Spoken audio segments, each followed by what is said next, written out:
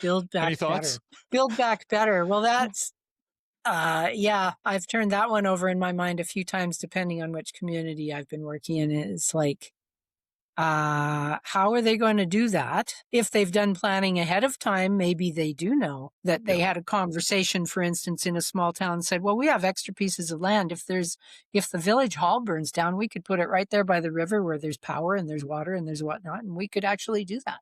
That Yeah. would be building back better. But I don't know a whole lot of communities that have had the chance to do that. Yeah. Right.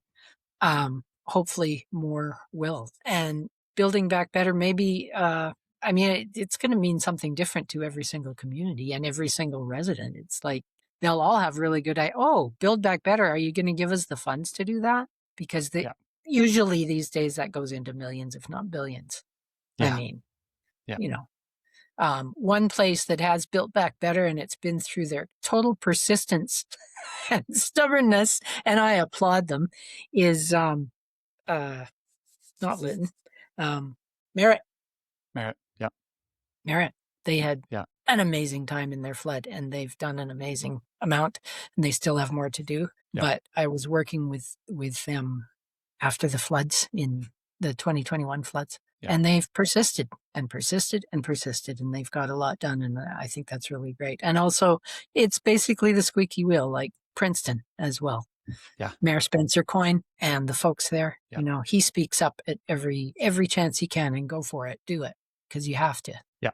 Yeah, you have to, and that begins in response. You have a big audience during Yeah. response. That's your Yeah. time to start advocating for that support and Yep. funding that you're going to need in the future. And I really emphasize that with different local governments and First Nations that I'm working with. It's like this is a very short window that you have where you have all of the attention on you. Yeah.